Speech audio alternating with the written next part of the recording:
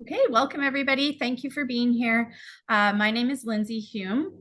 I'm a trained therapist and certified empowerment coach for women who want to live out their purpose, create an extraordinary life that they love, and make an impact. So I like to say that I'm building an army of empowered women who will change the world by courageously living out their purpose and living extraordinary lives. In these masterclasses, I teach mindset tools and strategies based in psychology to help women step into their future self now, accelerate their success and impact in the world. And so today what we're going to talk about is how to cultivate courage or how to overcome self-doubt.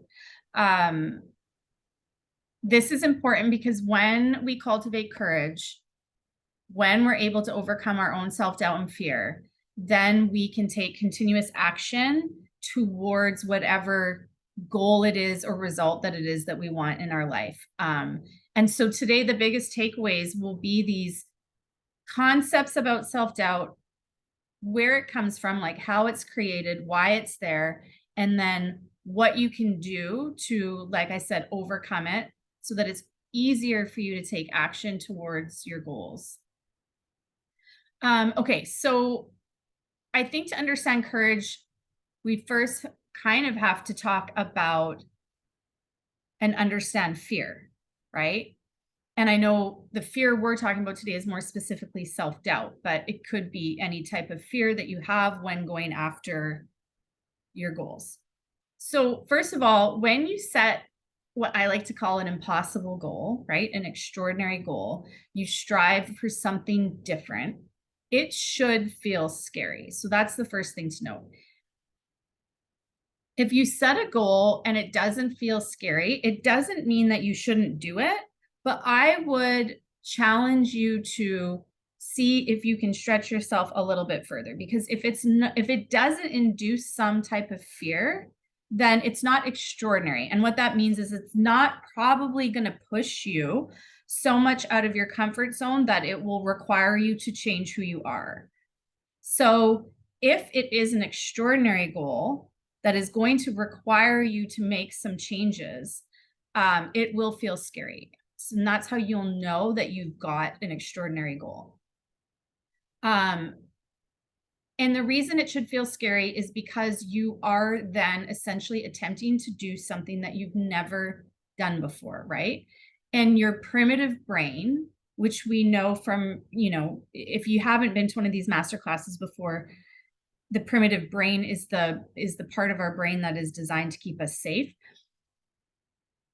It doesn't like new things, right? So anything that you're going to do that you haven't attempted before, that you haven't achieved before, it sees as a danger or a threat to your actual life. So because its simple purpose is to keep you alive, then anything that is new or offers a risk in some way, failure, rejection, these types of things, it will start to send signals and messages to your brain to stop. And the messages look different for different people. Of course, there's some very obvious ones, like it'll start to tell you that you don't know how, or that it's not possible. Kind of the like, who do you think you are messages will come up. Sometimes it talks really nicely to us and it'll say something like, what you're doing right now is, like maybe you've got a really good job and it'll start to tell you like how good that job is and how safe it is and how secure it is and how like you really are just fine doing what you're doing. These are all the types of messages that will start to come up, and it will send it in the form of constant thoughts and signals that you should stop. So it's not going to be something that it really like gives up on. It will continue to just be sending these messages, okay, until you either give up, which is what a lot of people end up doing because they think that that voice or those messages are just true, or until you learn how to recognize that voice and then override it. So we're not getting rid of it ever, ever, ever. It is a part of our function. It's a part of our biology. It keeps us safe. We want to have it there for when we need it, but we can learn to recognize it and then override it. So I guess the first thing is to say nothing has gone wrong. If you are pushing yourself outside of your comfort zone to achieve an extraordinary goal that you've never done before, it should feel terrible. Second is that self-doubt is a feeling, right? And remember that feelings are created by our thoughts. And so self-doubt is triggered, right? Or self-doubt, I should say, is a result of or caused by those negative thoughts and messages being sent from the primitive brain, right? Not by a history of failures on your part or times when you didn't take action. So a lot of people think I doubt myself because I never follow through, or I doubt myself because I've never done what I set out to achieve. And really, the truth of it is your self-doubt comes from your thoughts about yourself. And so some people may have set out and tried things and not achieved or failed, and they take that and they don't make it mean something about them, right? And they take a learning experience from it. I always think of the guy that eventually made McDonald's actually what it is today. It's actually a really fascinating documentary. I can't remember what it's called, but you can look it up. I mean, he failed and failed and failed and failed and failed to the point where his wife left him because she was just like, I can't do this anymore. Like, none of your ventures work out. But his confidence, right? His courage was so strong. He just believed that he could do it. And so self-doubt doesn't come from action. It's not created by action or inaction. It comes from your thoughts about yourself and what you're capable of. Another really great example that my coach and mentor uses is of drinking like a glass of water, right? So you're probably really confident that you can drink a glass of water, right? You can pick it up, put it to your mouth, take a drink, put it back down, right? And even though sometimes you're going to knock that glass of water over, you're going to spill it, whatever happens, you don't make it mean anything about your ability to drink a glass of water, right? The next time you go to pick up that glass, it doesn't even cross your mind that the last time you did it, it spilled, even seconds after it happens, right? You can go to take a drink, it spills, you clean it up, and you just pick the glass up again, right? So when you take an action and fail, how you respond to that, right? And what you do next will be based on the thoughts you have, your belief about failure, about you failing, and what you make that mean. For most of us, the natural thought process is negative. So for most of us, when we fail, our brain will trigger a negative thought like, I shouldn't be doing this. I'm no good. I don't have the skills, like whatever it is. This is totally normal, but this is where people get confused, right? And they think that that's just fact about them. They don't recognize that it's just the primitive brain doing what it should do, right? And because those are negative thoughts, typically, they produce negative feelings, right? And that type of process, negative thought creates negative feeling, will almost always, unless you interrupt it with a different thought, discourage any type of action rather than inspire it. Okay. So just think about, like, have you ever had thoughts like, I'll never figure this out, or I really don't know what I'm doing, I really suck at this, and felt inspired to take any sort of action? It's like, probably not, right? So notice when the brain is coming up with these negative thoughts, trying to talk you into doing something more realistic, not as hard, all of these different things. And just the first step is to be aware that it really is just the primitive brain trying to keep you safe. Okay. Now, the next step, sorry, I sidetracked because I was thinking about something else, but I'll share it after. So believing that the thought, I really suck and I should quit, is true will lead you to feeling negatively, right, about yourself and quitting unless you interject, like I said. Okay.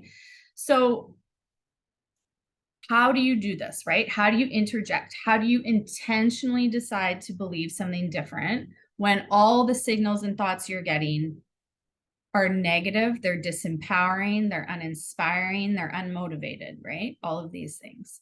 So the first thing I just want to say is now after today, what you can do at the very least is expect self-doubt, right? Just expect it when you go to do something new or extraordinary, and just understand, remind yourself why it is there, right? Remind yourself that it's going to feel like the truth, right? As soon as you think about something you want or a goal you want to achieve, your brain will immediately come up with all the reasons why you can't do it. It's very natural. They're just thoughts. They're not facts, and you don't have to accept them. Okay, which brings you to step 2, right? You've had the awareness. You've heard this masterclass, and you can be like, okay, I know why these thoughts are coming. The next step is just simply decide right now, even before this happens, decide whether you want to believe thoughts of self-doubt or not. Now, I know they can feel really true. And so in the moment, this is going to be harder done than said. Is that right? Yes. Harder said than done, harder done than said. But just know that believing that you can't achieve something will always lead you to not achieving it. Okay, so if you don't want to be pushed out of your comfort zone and you want to be content and you're happy with the way things are, that's perfectly, perfectly fine. Nobody ever has to do anything they don't want, right? But if you want something different, then you need to decide right now that you are not going to believe the thoughts of self-doubt. Okay, you get to decide whether or not thoughts you have are serving you or not, right? And you get to decide whether you want to be successful, be strong, be rich, whatever it is. Acknowledge the self-doubt, understand it's the primitive brain, decide to believe something different. Okay. Once you've decided that you want to believe something different, we want to identify the new belief that we're going to work on, right? So again, what you choose to believe is totally up to you. So make it useful. I like to tell my clients that positive thoughts, positive thinking is not the goal here. And the reason being is because unless you believe it, it won't have any impact on how you feel. And we know already that how we feel drives the actions we take. So you want to make the thought believable and you want to make it useful. And that will require it being true for you right now, right? So if you have thoughts coming up like, you can't do this, this is too hard, this isn't logical, anything like that, to start to try to think, I totally can do this, or this is totally logical, like something like, think of just the total opposite of what your brain's offering you, the more positive version. That doesn't work most of the time. I'll give a really concrete example that I find very easy to describe this. If you are a woman who hates her body and you have self-hate for your body, and your goal is to love your body, we cannot start at the thought, I love my body, because it's simply just not true, right? And if it's not true, it's not going to have any effect. And so for some people that are really in self-hatred, the thought we have to start with is, I have a body. It's like that I can start to believe, right? That doesn't conflict with anything that I believe about myself, but it's not negative, right? It's actually pretty neutral. I have a body. So we're not looking for the most positive thought here. We're looking for one that's useful. It's going to help you take action and you believe it. So a lot of times this can look something like, I'm going to figure this out, right? I will find a way. I have learned to do things that I didn't know how to do, right? Or even something like, if you want it to be a little bit motivating or in that realm, it can be something like, this is an opportunity to prove to myself that I can do hard things, right? Anything that produces a feeling of motivation and that feels true will work. So try not to go to the most positive thing, because if you don't believe it, it won't have an impact. So once you choose your thought that you're going to work on believing, right? Because that takes time too. Or sorry, that you're going to work on practicing because you already believe it. You're going to work on practicing, like thinking it so that it becomes more automatic, right? More of the place that your brain will go as opposed to the old thought. You practice believing it. So this literally for me looks like every time the old thought comes up, replacing it with the new one. Sometimes I journal on the thought. You can even record thoughts that you really want to get ingrained. You can record them and then listen to them, things like this. And then practice taking action anyways, like taking action even when you still have the self-doubt come up, right? Taking action when it doesn't feel good, right? This helps you, one, build your tolerance to negative emotion, right? It will show your primitive brain that feeling something bad, just actually sitting in it and experiencing it, not trying to get rid of it or run from it, avoid it, any of those things, but just feeling it. It teaches your primitive brain that it's safe. Okay, so it's a really good skill to have, is to be able to sit with discomfort. The more discomfort you can tolerate, the more you will be able to achieve in your life. And so this is a skill that will take you miles and miles. So you practice just sitting, feeling the discomfort, and then taking whatever action you know you need to take, whether it be like get up on that stage and do the speech, or hit send on the email, or publish the blog, whatever it is. You just allow the feeling to be there. Brooke, my mentor and coach, Brooke Castillo, she talks about like just carrying it around like a purse, right? She's like, I've got anxiety. I just like pack it up in my purse and like away I go, right? It's just with me all day. I don't try to get rid of it or avoid it. I just let it be there, and I take action anyways.